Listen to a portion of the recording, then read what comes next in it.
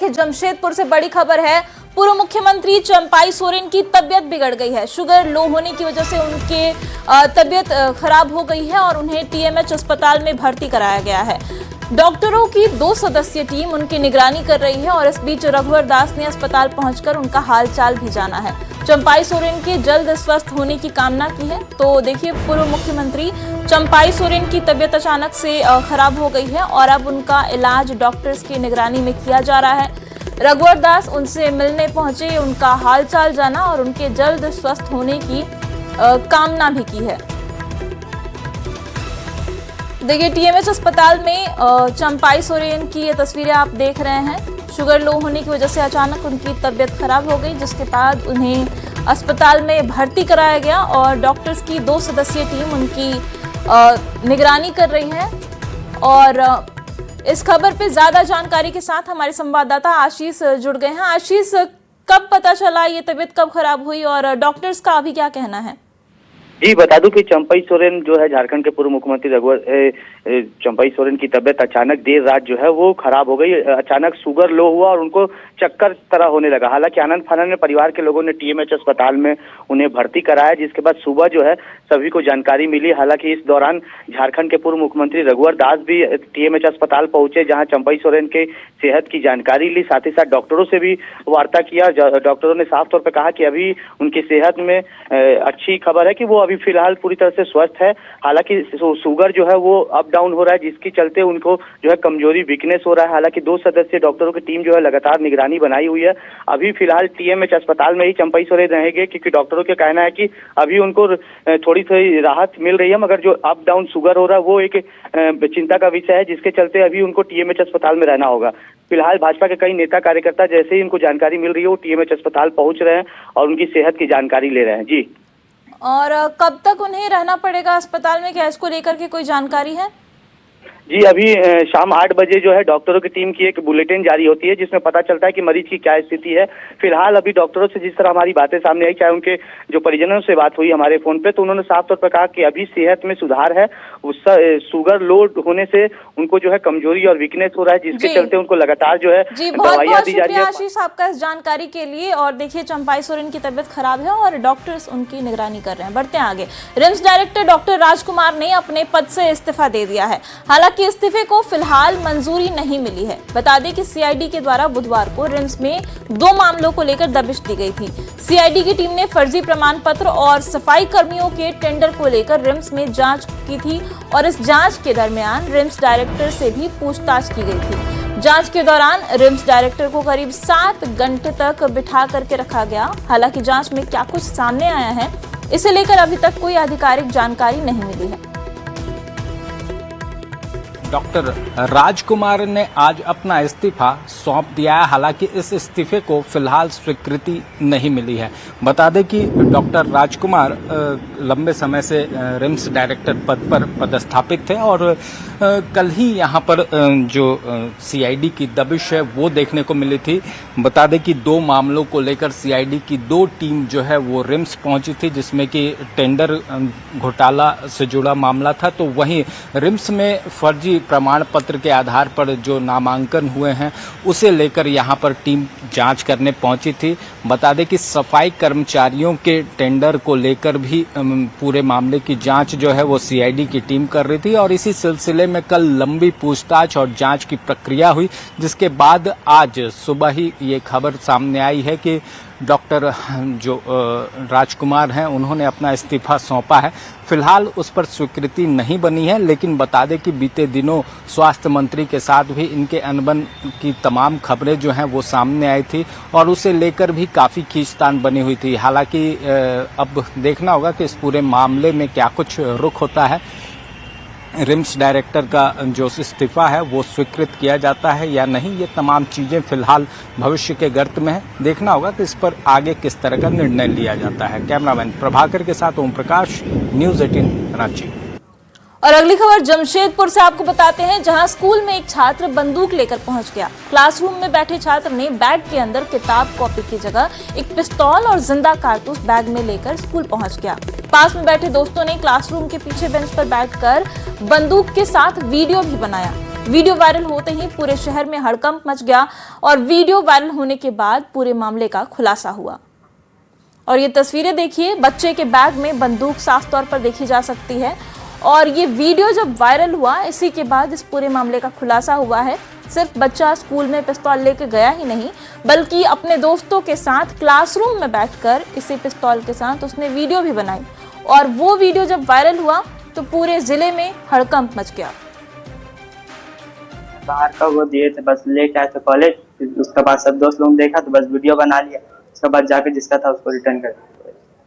क्यों लाए, क्यों तुमने लिया? रखने दिया सर।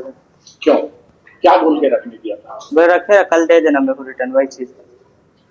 स्कूल में ला करके? सर लाए नहीं थे, निकाले भी नहीं हम कॉलेज, बस बैग में था, वही था। तुमको समझ में आता है कि तुमने क्या किया? सर गलती हुई। और ये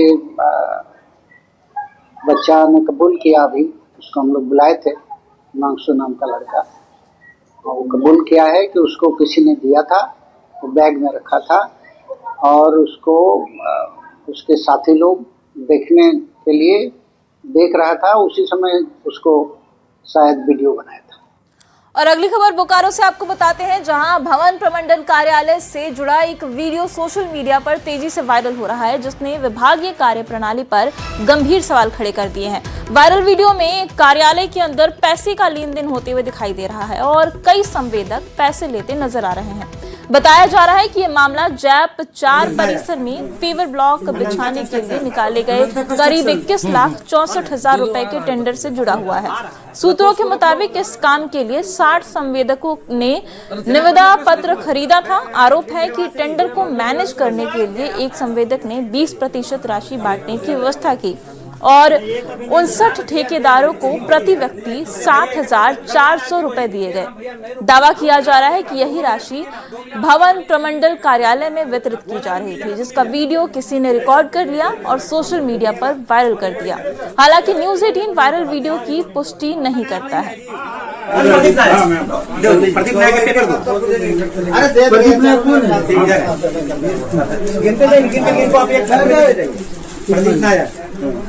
अनंता कंस्ट्रक्शन कौन है? दो आ रहा है भतीजा, आ रहा है, रखो उसको, रख लो। उसमें रखो, अरे तुम अपने पास रख लो। विंध्यवासिनी। भवन प्रमंडल बोकारो में टेंडर मैनेज करने का एक वीडियो सोशल मीडिया में बड़ी तेजी से वायरल हो रहा है।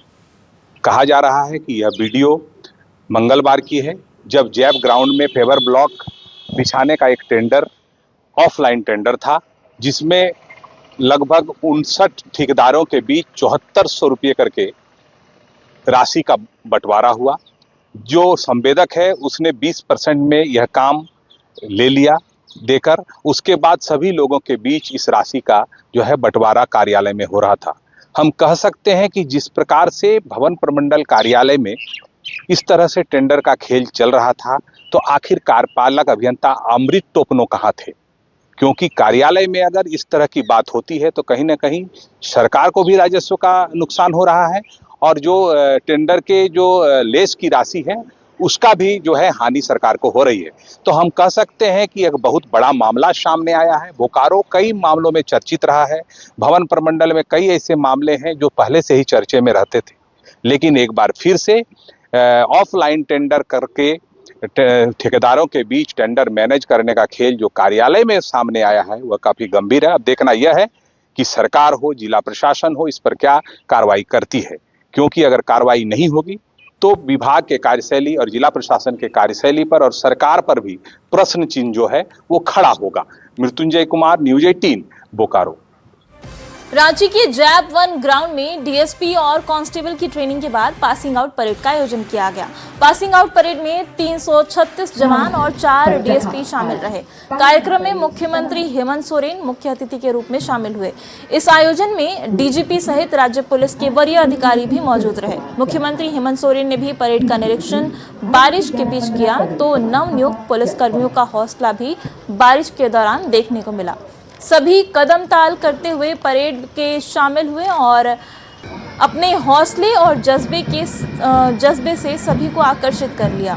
इस दौरान मुख्यमंत्री ने कहा कि सुखद बात यह है कि इन नवनियुक्त पुलिसकर्मियों में 25% यानी कि 81 महिलाएं भी शामिल हैं। उन्होंने कहा कि सरकार उनके साथ हर वक्त खड़ी है। शपथ पढ़ना, शपथ लेना सिर्फ प्रक्रिया माध्यम नहीं है। यही प्रतिज्ञा, यही शपथ के बदौलत हम लोगों ने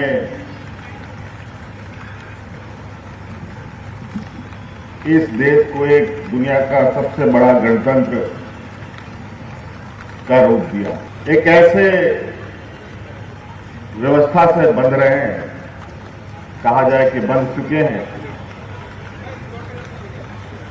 जहां आपको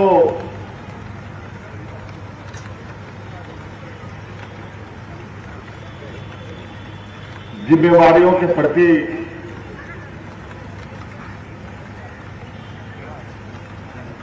गंभीरता के साथ खड़ा होना पड़ेगा। खबर बोकारो से है, जहां जिला प्रशासन के नशा मुक्ति अभियान समारोह में लगाए फ्लैक्स में राज्य के मुख्यमंत्री हेमंत सोरेन का नाम और रिम पास का नाम गलत लिखा गया है। ये फ्लैक्स जिला प्रशासन सूचना एवं जनसंपर्क विभाग बोकारो की ओर से छपवाया गया था। फ्लैक्स में मुख्यमंत्री का नाम हेमंत सोरेन लिखा गया है, जबकि रिम पास का नाम रिवाश्वास प्रिंट किया गया है। नामों की इस गलत वर्तनी को लेकर अब सवाल उठने लगे हैं। और देखिए, दो तस्वीरें हम आपको दिखा रहे हैं। पहली तस्वीर में मुख्यमंत्री हेमंत सोरेन का नाम गलत लिखा गया है, उनके नाम को हेमंत सोरेन लिखा गया है, जबकि रिन पास का नाम भी, दूसरी तस्वीर आप देख रहे हैं कि गलत लिखा गया है, उसे रिवाश्वास प्रिंट किया गया है। और अब इस गलत छपाई को लेकर के सवाल उठने लगे हैं कि आखिर इतनी बड़ी गलती कैसे हो सकती है। भाषाई त्रुटि और किसी भी प्रकार से व्याकरण की त्रुटि, ये भी एक हिस्सा है हमारे अध्ययन का। अगर कहीं, अभी मुझे पता नहीं कहाँ ऐसी गलती हुई है, लेकिन अगर किसी ने ऐसी गलती की है तो हमको उद्देश्य पर ध्यान देना चाहिए इस वक्त, क्योंकि भाषा का जो प्रवाह है ना, वो चलता रहता है। और हजारीबाग से बड़ी खबर है, जहां के चौपारण थाना क्षेत्र के दनुआ घाटी में एक बड़ा सड़क हादसा हो गया।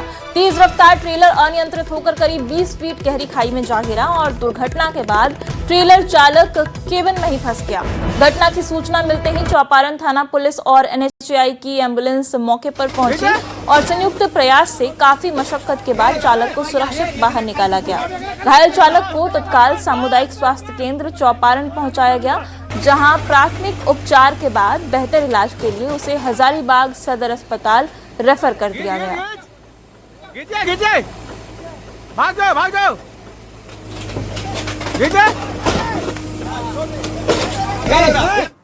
अगली खबर गढ़वा से है, जहां चिनिया थाना क्षेत्र में जंगल के तालाब में एक जंगली हाथी का शव मिलने से हड़कंप मच गया। हाथी की मौत किन परिस्थितियों में हुई, इसका अब तक खुलासा नहीं हो सका है। वन विभाग की टीम मौके पर पहुंचकर जांच में जुट गई है। घटना की जानकारी मिलते ही आसपास के गांव से बड़ी संख्या में ग्रामीण भी मौके पर पहुंच गए और आशंका जताई जा रही है कि घटना कई दिन पुरानी है। हालांकि हाथी की मौत के कारण का अभी तक कुछ पता नहीं चल सका है। शायद 1-2 दिन पहले के हैं। और देखिए, ये तस्वीरें आपकी स्क्रीन पर दिखा रहे हैं। तालाब में हाथी मरा हुआ पड़ा है और ये मौत कैसे हुई है हाथी की, ये अभी तक नहीं खुलासा हो पाया है। हालांकि वन विभाग की टीम मौके पर पहुंच गई है। इसके अलावा काफी संख्या में ग्रामीण भी वहां पर मौजूद हैं और हाथी की मृत्यु से लोगों में। और देखिए, अगली खबर बोकारो से है, जहां लखनऊ कोचिंग हादसे के बाद बोकारो प्रशासन अब पूरी तरह अलर्ट मोड पर है।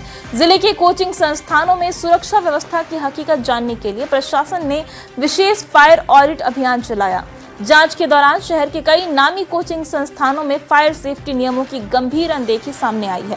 कई संस्थानों के पास फायर NOC तक नहीं मिला, जबकि कुछ भवनों में प्लाईवुड पार्टीशन बनाकर सुरक्षा मानकों का उल्लंघन किया जा रहा था, जिसको प्रशासन ने गंभीरता से लेते हुए मामले में कार्रवाई शुरू कर दी है।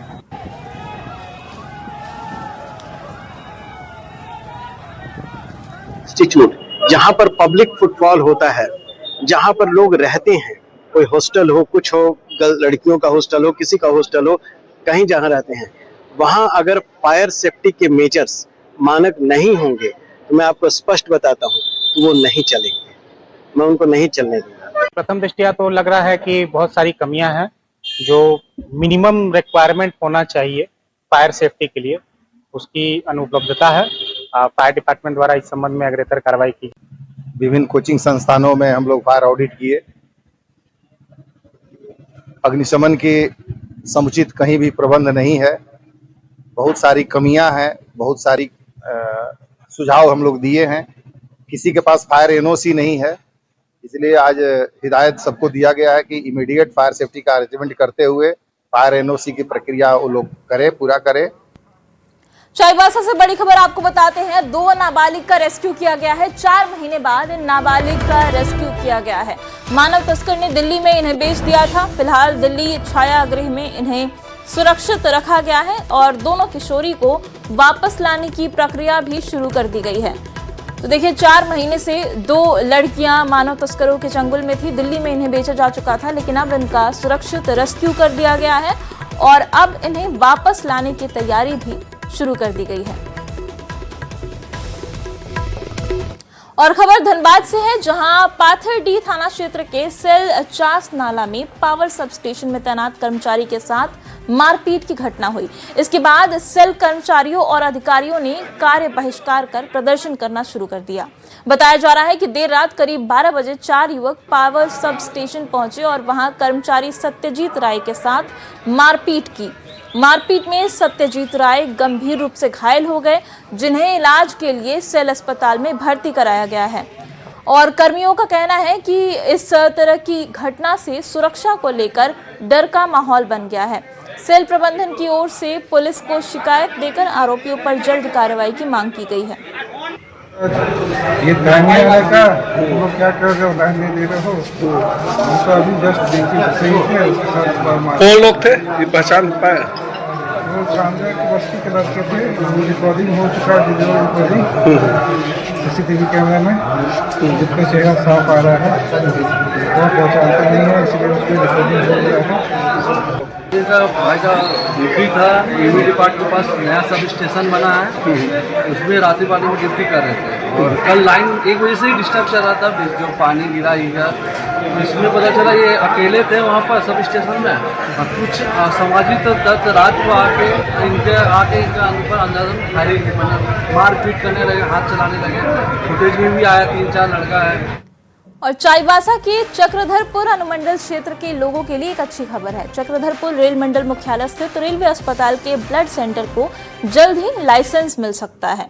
2 साल पहले चक्रधरपुर रेलवे अस्पताल में ब्लड बैंक को लेकर यहां ब्लड स्टोरेज यूनिट शुरू किया गया था और लाइसेंस के लिए आवेदन की प्रक्रिया शुरू की गई थी। ब्लड बैंक के लिए राशि चक्रधरपुर विधायक सुखराम उरांव ने अपने विधायक फंड से दी है। चक्रधरपुर रेलवे अस्पताल के ब्लड सेंटर का आज 2 सदस्यों की केंद्रीय टीम ने निरीक्षण किया। जांच टीम ने मौके पर ब्लड सेंटर के संचालन के लिए आधारभूत संरचना और उपकरणों की व्यवस्था की जांच की। अब आगे की प्रक्रिया पूरी करने के बाद रेलवे अस्पताल के ब्लड सेंटर को लाइसेंस मिल सकता है। जब आपको चाहिए, क्योंकि ये बिना लाइसेंस का चलेगा नहीं, क्योंकि ये बहुत ही सेंसिटिव चीज़ है, तो इसमें 2 तरह की अप्रूवल्स या लाइसेंसिंग होती है। जो मेन लाइसेंसिंग है, जो कि drug controller general of India ने एक ड्रग एंड कॉस्मेटिक एक्ट में ये बनाया हुआ है कि विदाउट लाइसेंस आप ब्लड बैंक नहीं रन कर सकते हैं। क्यों लाइसेंस चाहिए? क्योंकि लाइसेंसिंग के जब आपको लाइसेंस मिलेगा, उसकी प्रक्रिया में जो ड्रग की टीम होती है वो आके ये इंश्योर करती है कि जो भी आप ब्लड पेशेंट को दे रहे हैं वो सेफ हो। चाईबासा के चक्रधरपुर स्थित रेलवे अस्पताल में जल्द ही ब्लड सेंटर शुरू हो सकता है। इसको शुरू करने के लिए पिछले कई वर्षों से प्रक्रिया और तैयारी की जा रही है और इस ब्लड सेंटर के संचालन के लिए स्थानीय विधायक सुखराम उरांव के द्वारा अपने विधायक निधि से भी फंड दिया गया है। अब इसकी उम्मीद बढ़ गई है कि इसका संचालन जल्द शुरू हो सकता है।